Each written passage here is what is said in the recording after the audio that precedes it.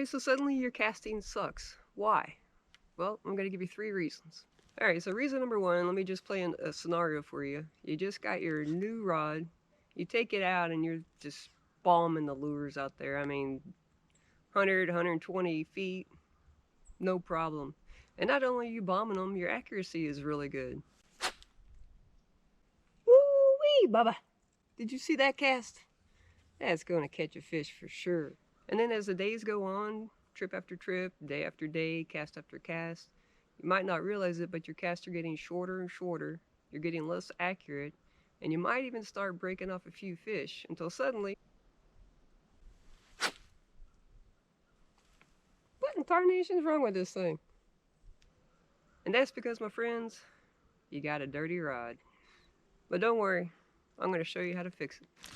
Now you'll see a lot of guys, they talk about cleaning the guides on the rod to get more distance and just regular maintenance. But one thing they forget to mention a lot is the spool. You see all that dirt and grime that's built up on there? I mean, I can scratch it with my fingernail, it's so thick. That is definitely going to slow down your cast. Over the trips, what's going on is you're picking up calcium, mud, weeds, all kinds of grime, and what it's doing is it's sticking to the inside of your guides, and that's what's messing up your cast. Now a lot of people use soap and water, but I have a real big issue with calcium out where I am because the water is very hard. So I use vinegar.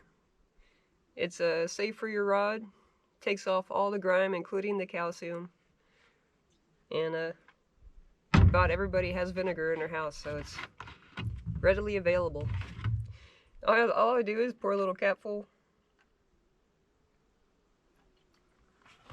And then I take a Q-tip and just dunk it in there, get it nice and soaked. And especially on these micro guides, the more buildup you have on a micro guide, it really screws up your casting. So you really want to make sure that your micro guides are clean. I don't know if you guys can see that white calcium buildup on there. This vinegar takes it right off. My rod's not that bad because I keep it pretty clean.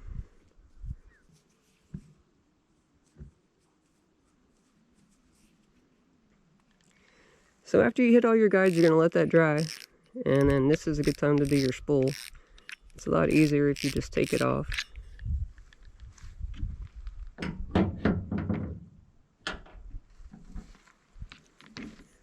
And you're just going to do the same thing. This one I haven't cleaned in a long time. Perfect example.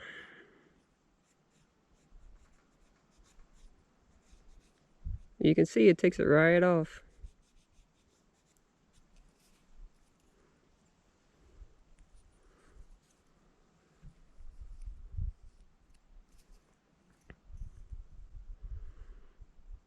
You can see the difference. Alright, so after you got your guides and your spool all cleaned up, the next thing I do is I put a little protective coating on. During the summertime I use 3-in-1 oil, and during the wintertime I use chapsticks. This helps keep the water from freezing to your guides. So in the winter I use chapsticks. So either one, if it's a 3-in-1 you just put a few drops on the Q-tip. If you're using the chapsticks, you just rub some on. And then it's the same thing, you're just going to give your guides a good wipe. And this will make cleaning it next time a lot easier as well. And again, don't forget to do the underside of your spool.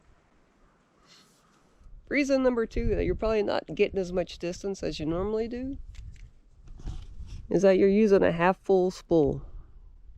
You see all that room right there? That's creating drag as you're trying to cast out. So you're definitely not going to get the same distance with a half spool as you would a full spool. So the way to fix that is just put on a fresh spool. Now the third reason that you might not be casting as far is you just put on a fresh spool of line. And it's full of twist. We all know line twisted spools, they don't cast very far. But you can watch this video here and I'll show you how to put on a fresh spool with no line twist, no contraptions, no gadgets, and you don't even have to carry a bucket of water.